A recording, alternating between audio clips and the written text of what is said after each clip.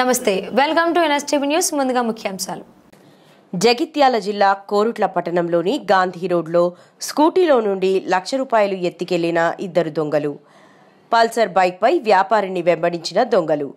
SBI బ్యాంకులో నుండి డబ్బులు డ్రా చేసుకుని స్కూటీలో పెట్టుకుని దుకాణం వద్దకు వచ్చి తన స్కూటీని పార్క్ చేసిన బాధితుడు.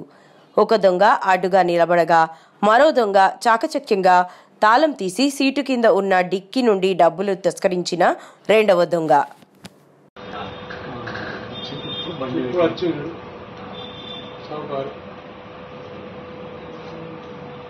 మా వాడు సౌకర్యం రెండు సేమ్ టైం వచ్చారు.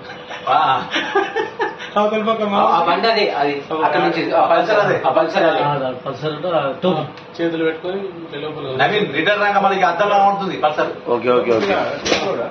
ఇక్కడ అర్థంలో అర్థంలో వాడుతుంది. మళ్ళీ బండి మలుపుకుంటాడు. ఈయనే పడతాడు. నువ్వు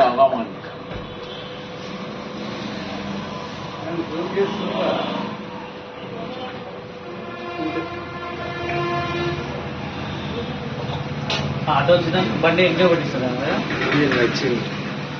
రిటర్న్ వాడుతుంది బండి కూడా.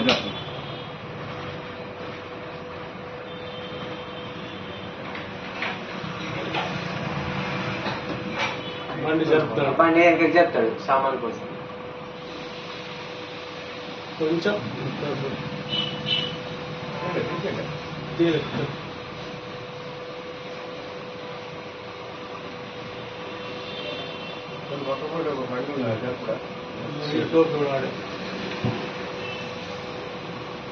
జూమ్ చేయొచ్చా పెద్దగా?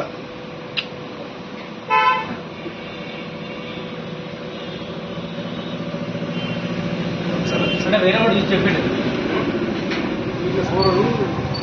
సామాన్ మొత్తం అటు ఇటు బండికి వెళ్ళి పైసలు తీసుకపోతున్నాడు. మీ వాళ్ళే అన్నాడు. అన్న వాళ్ళు పోయి చూసుకున్న తర్వాత అయ్యో నయ్య ఓలంటే ఇట్లా వాడు వీడి దొరసి పోయి బండి వస్తారు. దొరకలేదు. మళ్ళీ బండి పార్క్ చేసి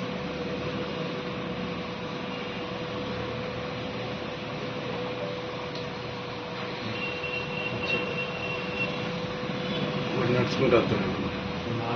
కొని వచ్చి అడ్డం ఇలా ఆడుతాడు. పనికే గ్యాప్ ఉన్నా మంచిగా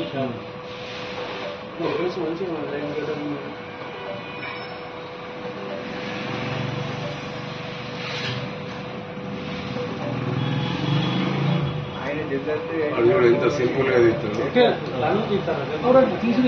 తీసి రావాడు.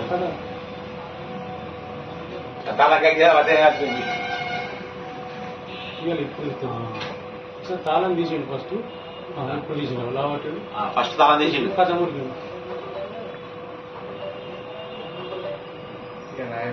ఇంకా బాగున్నాయట. అప్పుడే రామిరెడ్డి సార్ వచ్చిండు. రామిరెడ్డి గ్యాస్ రామిరెడ్డి తర్వాతనే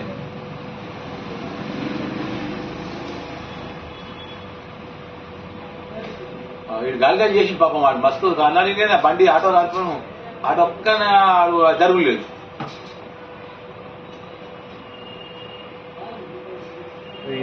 చూసిండ మరి ఇప్పుడు చూసుకుంటాడు. అంటే బాగా టైం పడితే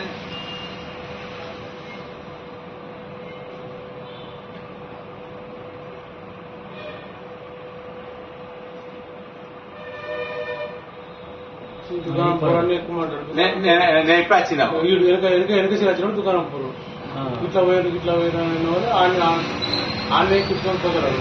నేను ఉన్నప్పుడు ఎక్కిపోతుంది. అది ఏం చేసింది ఆటో లేకుండా కొంచెం దొరుకుతుండే.